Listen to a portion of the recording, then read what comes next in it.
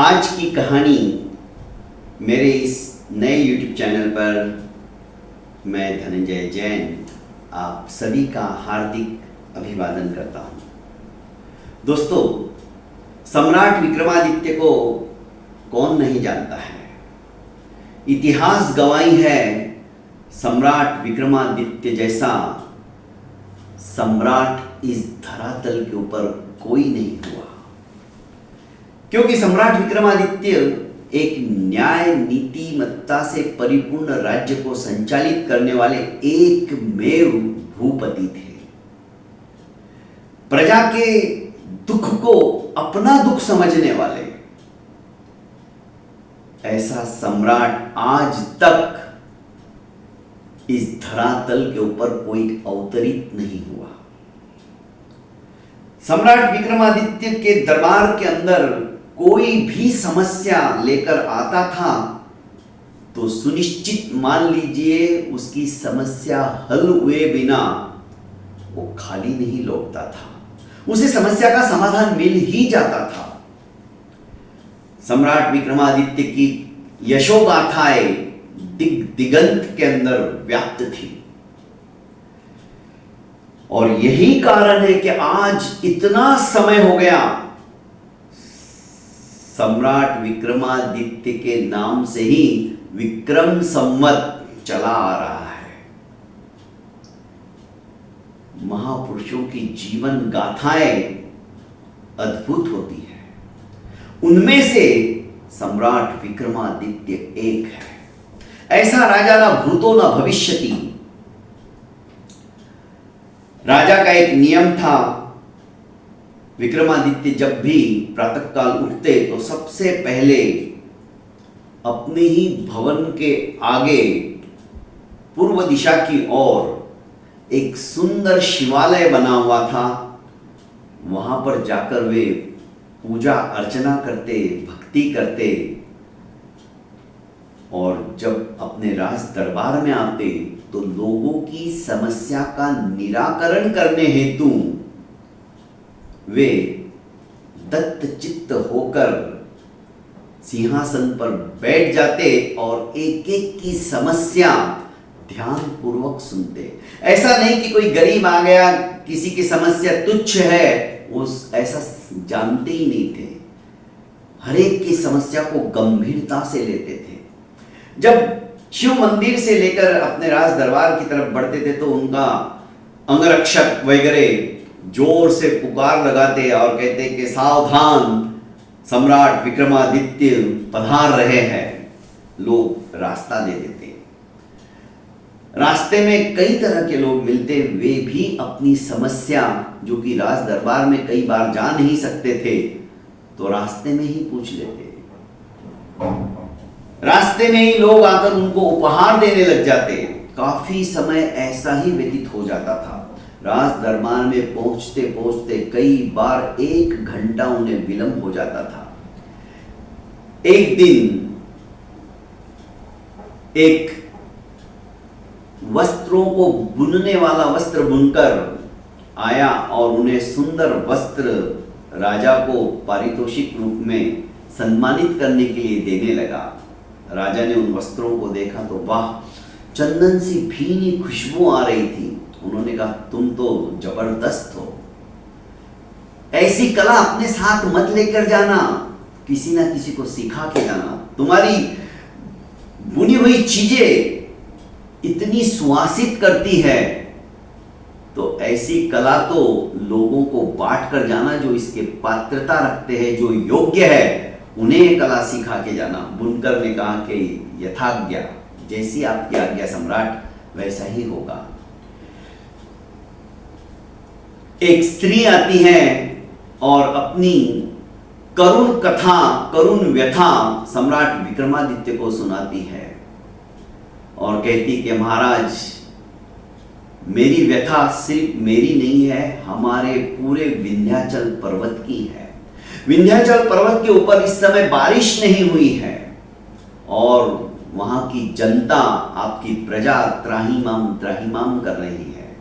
राजा ने कहा, हाँ, मेरे गुप्तचरों ने मुझे सूचना दी है, पर कहो अब कैसी हालात है? हालात तो वैसी ही है। जब तक वहां पर राहत सामग्री नहीं मिलेगी, भला वहां के लोग कैसे जी पाएंगे? राजा ने त्वरित आदेश दिया कि आज के आज इनके गांव में जाकर परिस्थिति का अवलोकन करके आवश्यक सामग्री वहां पर पहुंचा दी जाए। मतलब कहने का आशय है, समस्या कोई भी लेके आता था तो उसका समाधान कल पे नहीं छोड़ा जाता था, परसों के ऊपर नहीं छोड़ा जाता था। इमीडिएट उस समस्या को हल करने में विश्वास रखते थे। और यही कारण था कि सम्राट विक्रमादित्य की ख्याति दसों दिशाओं में व्याप्त थी। इसी बीच एक साधना में निरत रहने वाला तांत्रिक सामने आता है और वो महाराज विक्रमादित्य को पपई की तरह एक फल देता है, पपीता ही समझ लीजिए। राजा विक्रमादित्य सोचने लग जाते, यह तांत्रिक प्रतिदिन आता है और बिना मुझसे कुछ लिए ही उल्टा मुझे देके जाता है। क्योंकि उस बुनकर को भी महाराज विक्रमादित्य ने जो सोने की थाली में स्वर्ण मुद्राएं थी अपनी मुट्ठी में ली और वो बुनकर को इनाम स्वरूप दे दी। उस वृद्धा को भी जो समस्या लेकर आई थी उसको भी दे दी। इसी तरह महाराज विक्रमादित्य सभी को देते हुए जाते थे। पर ये तांत्रिक एक ऐसा तांत्रिक था जो लेने के बजाय महाराज को उपहार देता था। महाराज ने अपने महामंत्री से कहा कि ये तांत्रिक का मुझे कुछ समझ में नहीं आया, आखिर इसकी क्या अपेक्षा है? ये तो साधना करने वाला तांत्रिक है, भला इसका मुझसे क्या लेना देना?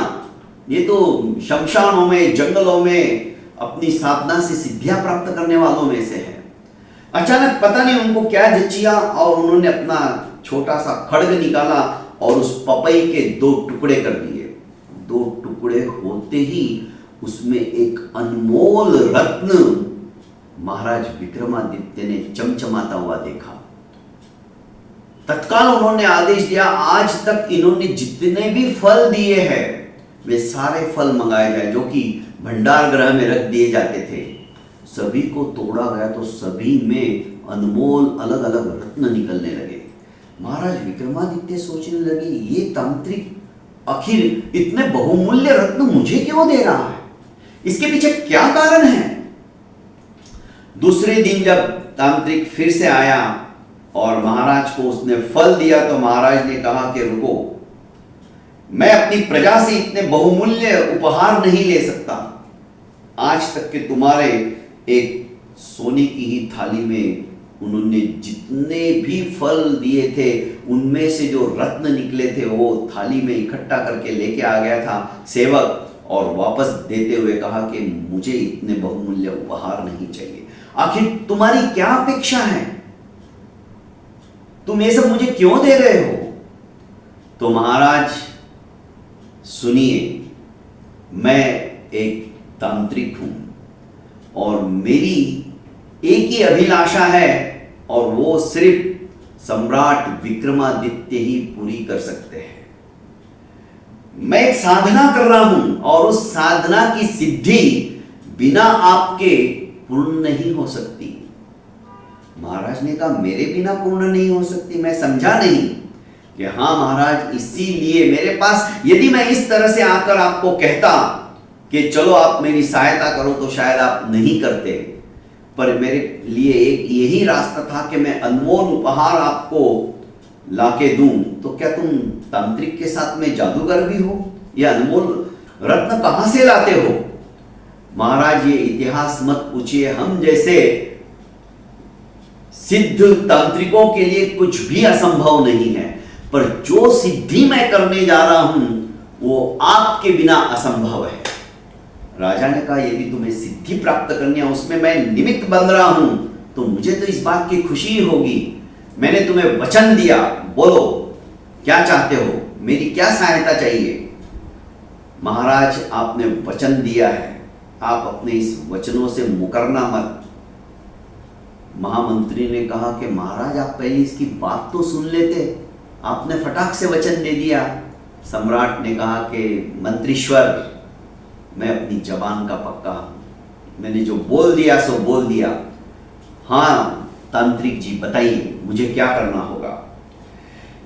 कि मेरी 25 दिन की साधना है और 25 दिन की साधना के पश्चात मुझे दक्षिण दिशा की ओर, जहां पर आपका शिव मंदिर है, उसी से आगे जब जाते तो एक भयंकर जंगल पड़ता है। जंगल पार करने के पश्चात एक छोटा सा शमशान है, वहां पर भी उसी शमशान में एक प्रेत पेड़ से उल्टा लटका हुआ है। उसी प्रेत को लाकर मुझे देना है और इस कार्य के लिए तुम आज से ही सज्ज हो जाओ, क्योंकि उसको लाना इतना आसान नहीं है। बस मुझे मेरी उस साधना की सिद्धि के दिन वो प्रेत चाहिए। महाराज विक्रमादित्य ने कहा कि ठीक है। और उसी दिन जिस तरह से उस काल भैरव को पुकारने वाले उस तांत्रिक ने कहा था, उसी दिशा में रात को अपने घोड़े के ऊपर सवार होकर निकलने लगे।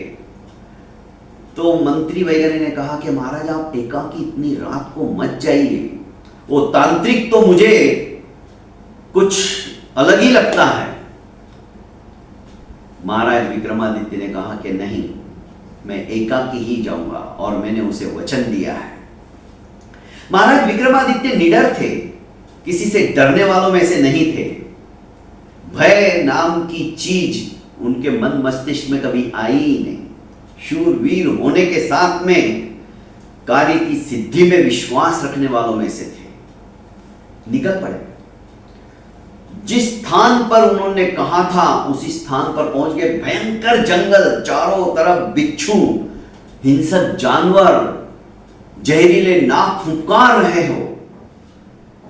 उस शमशान घाट के अंदर पहुंचे तो देखा एक शव औंधा लटका हुआ है। महाराज विक्रमादित्य समझ गए कि इसी शव को मुझे लेकर जाना है। चलो देखता हूं। उस शव को लेने के लिए जैसे ही वो पेड़ पर चढ़े तो शव गिर के नीचे आ गया। महाराज विक्रमादित्य ने देखा ये क्या माजरा है। वे नीचे उतरे तो शव वापस जाकर ऊपर लटक गया। ऐसा कई बार हुआ।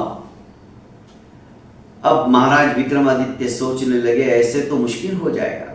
जैसे ही वे ऊपर चढ़े और शव नीचे गिरा, महाराज विक्रमादित्य ने ऊपर से ही झंपा पात करके उसको कस के पकड़ लिया।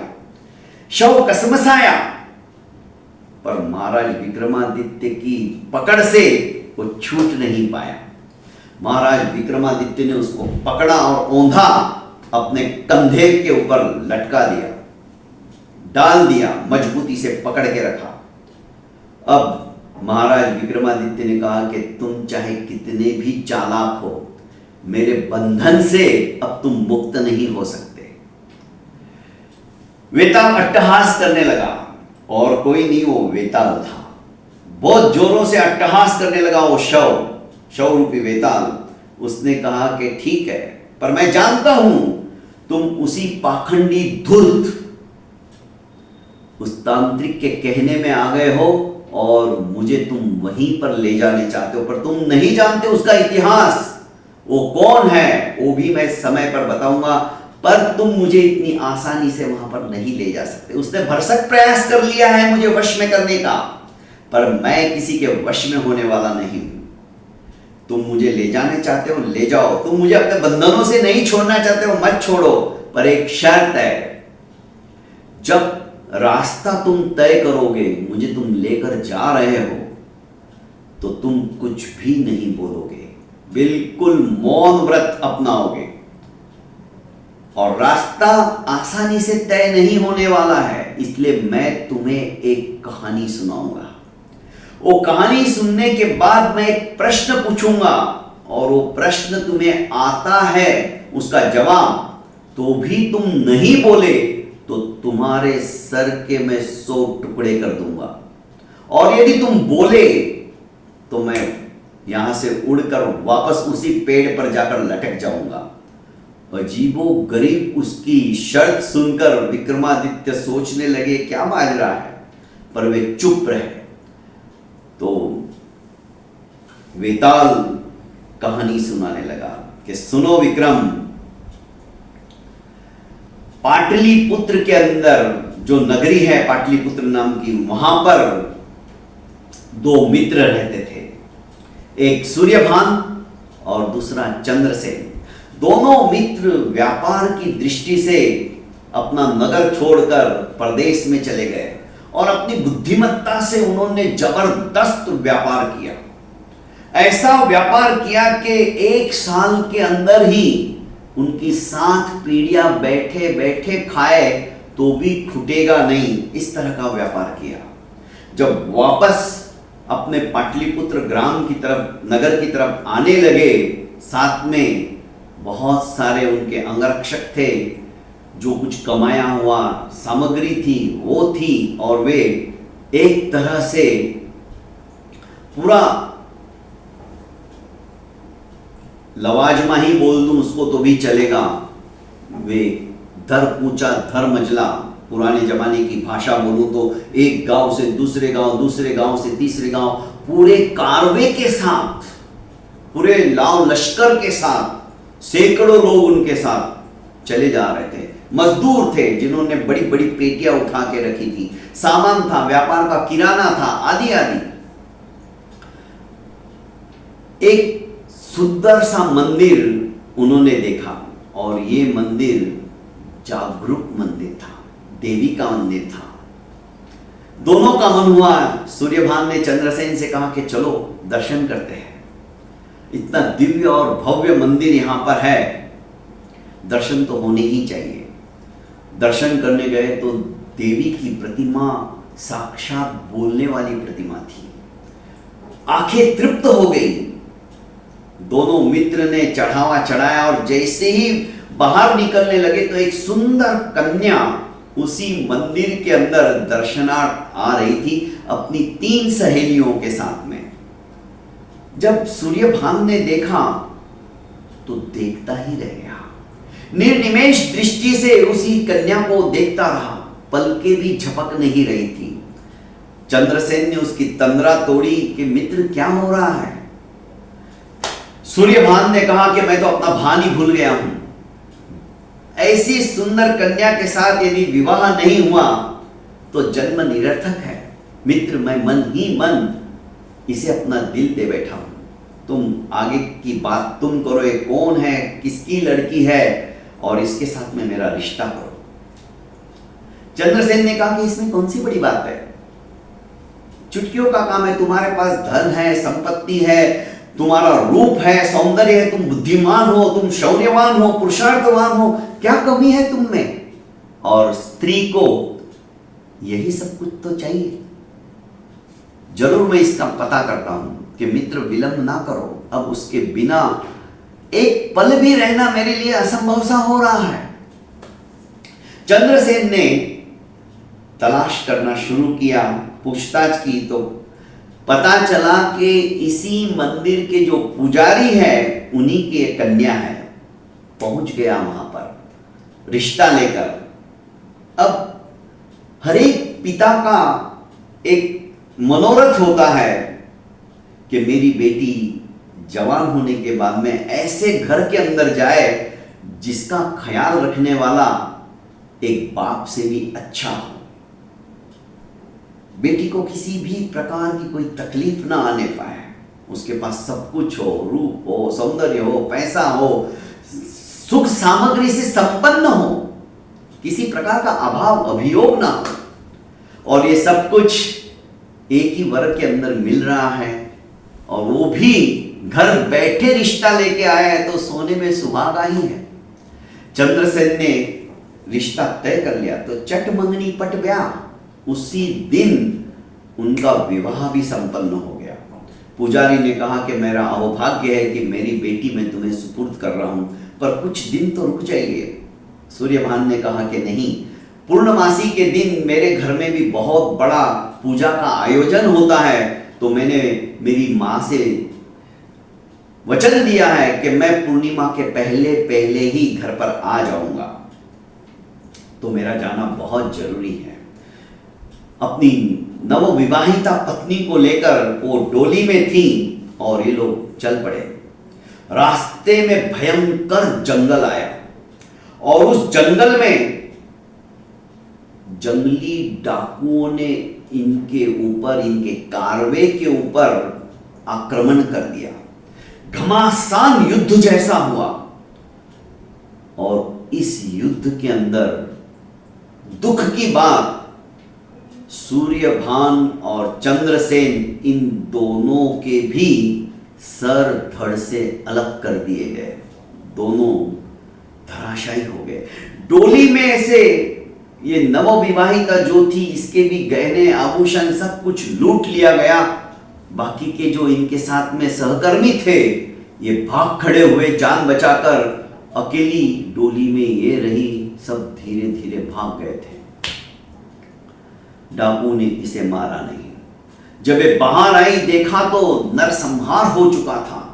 कईयों के सर धड़ से अलग हुए थे, पर जब इसका ध्यान सूर्यभान और चंद्रसेन पर गिरा तो दोनों के धड़ कटे हुए थे, सर अलग थे। रोने लगी, चित्कार करने लगी कि हे मां, तुमने क्या किया। देवी की परम भक्ता थी, परम उपासिका थी और जाते जाते लड़की के पिता ने सूर्यभान से वचन लिया था कि मेरी बेटी देवी की परम उपासिका है और जब तक वो देवी के दर्शन नहीं करती तब तक अन्न जल नहीं लेती। तो तुम भी जाते ही एक सुंदर सा देवी का गृह मंदिर बना लेना, घर में ही मंदिर बना लेना, ताकि मेरी बेटी को तकलीफ ना हो कहीं दूर जाकर दर्शन करने की, और उसे आराम से उसका पारणक हो जाए, खाना उसे मिल जाए। वो उसके बिना खाती नहीं है, दर्शन किए बिना। और सूर्यभान ने भी वचन दिया था इस लड़की के सामने। ये चित्कार करने लगी कि अब मेरा जीना बेकार हो गया, मेरा विवाह हुआ, अभी तक तो मैंने विवाह का सुख भी नहीं देखा और उसके पहले ही पति परलोकवासी हो गए, साथ साथ उनका मित्र भी चला गया। अब मेरे इस जीवन जीने से कोई फायदा नहीं। उसने अपने ही पति के शव के पास में जो पड़ा हुआ खड्ग था उठाया और अपनी गर्दन के ऊपर काटने के लिए जैसे ही लेकर आई हाथ, देवी प्रकट हुई। उसने कहा कि बेटा तुम ये क्या कर रही हो, पुत्री ऐसा अनर्थ मत करो। तो उसने कहा मैंने क्या किया अपराध मां, आज तक मैंने तेरी उपासना की है, तेरी सेवा की है, तेरी अर्चना की है, पर उसका फल मुझे ये मिला। मैं मेरे पति के बिना अब नहीं रह सकती हूं, मैं सती बनने जा रही हूं, मैं मर जाऊंगी। देवी ने कहा नहीं, तुम ऐसा मत करो, मांगो तुम्हें क्या वरदान चाहिए। कि मां मुझे और कुछ नहीं चाहिए, मेरे पति को आप जिंदा कर दीजिए। तो देवी ने कहा कि ठीक है, तुम एक काम करो, अपने पति के धड़ के आगे अपने पति का सर लगा दो, मैं उन्हें जिंदा करती हूं। इतने में वो बोली कि नहीं मां, सिर्फ मेरे पति को नहीं, मेरे पति के मित्र को भी आप जिंदा करो, क्योंकि ये भी मेरे पति के साथ में व्यापार करने के लिए निकले थे, नहीं तो लोग क्या सोचेंगे, मेरे पति ने इनको धोखा दे दिया, मार दिया और सारी संपत्ति इन्होंने ले ली। देवी हंसी और कहा कि ठीक है, उसका भी सर उसके धड़ पे लगा दो, मैं अमृत छिड़कती हूं और उन्हें जीवित कर देती हूं, जीवन दान देती हूं। इतनी खुशी हुई, इतनी प्रसन्नता हुई इसे कि उसने जल्दबाजी में एक गलती कर दी। सूर्यभान के धड़ के आगे चंद्रसेन का सर रख दिया और चंद्रसेन के धड़ के आगे सूर्यभान का सर रख दिया। खुशी के अतिरिक्तता के कारण से उससे ये बहुत बड़ी भूल हो गई और देवी ने अमृत छिड़क कर दोनों को जीवित कर दिया। जैसे ही जीवित हुए, अपनी वेशभूषा देखी, पर रूप चेहरा चेंज हो गया, देखकर आश्चर्यचकित हो गए। अब वेताल ने प्रश्न पूछा विक्रमादित्य से कि कहो विक्रम, सूर्यभान के धड़ के अगर चंद्रसेन का सर है और चंद्रसेन के धड़ पर सूर्यभान का सर है, तो इस स्त्री का असली पति कौन? ये किसकी पत्नी होनी चाहिए? दोनों के अंदर झगड़ा हो रहा है कि ये मेरी पत्नी है, सूर्यभान कह रहा है और चंद्रसेन कह रहा है कि नहीं ये मेरी पत्नी है। किसकी पत्नी होनी चाहिए? यदि तुम इस प्रश्न का समुचित उत्तर जानते हो तो दो, वरना तुम्हारे सर के 100 टुकड़े हो जाएंगे। सम्राट विक्रमादित्य ने कहा कि देखो, मस्तिष्क जो है वैसे तो समस्त अंगोपांग अत्यंत महत्वपूर्ण है। प्रत्येक का अपना उत्तरदायित्व है, कर्तव्य है। हाथ का कर्तव्य कि वो खाना खाए, हाथ का कर्तव्य दान दे, बहुत कुछ चीजें हैं। आंखों से हम देखते हैं, देखने का काम आंखों का है, सुनने का काम कानों का है। समस्त इंद्रियां अपनी अपनी जगह पर अपना अपना महत्व रखती है, अपने अपने स्थान पर अग्रगण्य है। पर मस्तिष्क जो है, दिमाग जो है, वो सर्वश्रेष्ठ माना गया है। दिमाग ही इन समस्त इंद्रियों को संचालित करता है। तो जिसके धड़ के ऊपर जिसका सर है, अर्थात चंद्रसेन के धड़ के ऊपर यदि सूर्यभान का सर है, तो ये सूर्यभान की ही पत्नी कहलाएगी। धड़ का कोई महत्व नहीं है। विक्रम के मुंह से ये बात सुनकर वेताल कहने लगा कि सचमुच में विक्रम, तुम बहुत दूरगामी दूरदृष्टि वाले हो और तुमने सटीक न्याय कर दिया। मैं तुमसे बहुत खुश हूं, पर तुमने एक गलती कर दी, और वो गलती ये की कि तुम बोल गए। मैंने तुम्हें पहले ही कहा था, रास्ते में चलते चलते यदि तुमने कुछ भी बोला तो ये मैं चला। ऐसा कहते ही वेताल उसके कंधे से छूटता है और वापस उसी दूरी पे आके, उसी शमशान में आके, उसी पेड़ से औंधा लटक जाता है। दोस्तों, कहने का आशय है, सम्राट विक्रमादित्य बुद्धि के धनी थे, प्रत्युत्पन्न मति थी, और यह मति मस्तिष्क की ही थी। मस्तिष्क हमारा समस्त इंद्रियों को संचालन करने वाला होता है। जैसे रथ चलाने के लिए सारथी की बहुत बड़ी भूमिका होती है, इसीलिए अर्जुन ने भी भगवान कृष्ण को अपना सारथी बनाया था, क्योंकि सारथी जो होता है समस्त रथ को नियंत्रित करके रखता है और उसी दिशा में ले जाता है जहां पर रथ में बैठे हुए रथिक को कोई हानि नहीं पहुंचा पाए। मस्तिष्क अपने समस्त शरीर को संचालन करने वाला होता है। यही कारण है धड़ का कोई महत्व नहीं, तो चंद्रसेन के धड़ के ऊपर गलती से जो सूर्यभान की पत्नी ने सूर्यभान का सर रख दिया था, धड़ भलाई चंद्रसेन का हो पर सर तो सूर्यभान का था। और गांव में भी लोग धड़ को नहीं देखते, सर को ही देखते। यही दूरदर्शिता के कारण से विक्रमादित्य ने सुंदर सा सटीक सा जवाब दिया, और उसको जवाब को सुनकर वेताल फिर से चला गया। कहने का तात्पर्य और आशय, हम बचपन से ही इस तरह की कहानियां, जो कि हमारी इतिहास की कहानियां हैं, और इन कहानियों को सुनाकर अपने उन बच्चों को सुसंस्कारों से संस्कारित करेंगे, तो मैं समझता हूं धीरे धीरे प्रत्युत्पन्न मति जो कहलाती है वो उनकी जागृत होने लग जाएगी। क्योंकि पहले जमाने में एक पाठी मतलब किताबें नहीं थी, मुंह से गुरु ज्ञान देते थे, कानों से शिष्य सुनते थे, और दिमाग में एक बार श्रवण करके कोई तो एक पाठी उसी को कहते थे जो एक बार सुना और उनको याद हो जाता था।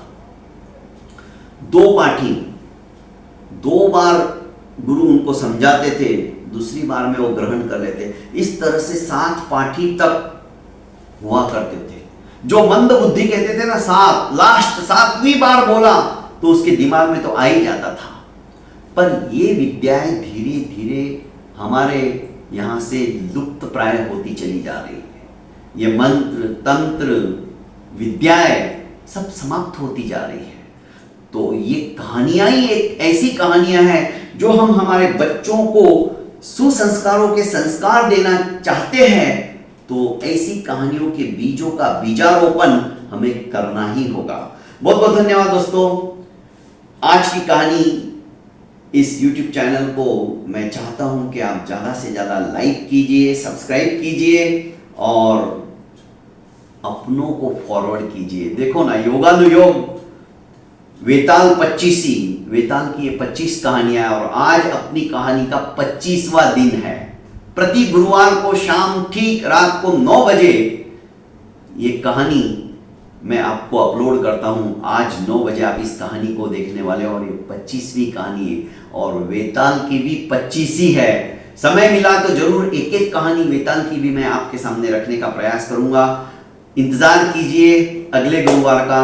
तब के लिए अपना ख्याल रखिए। बहुत बहुत धन्यवाद। प्रणाम।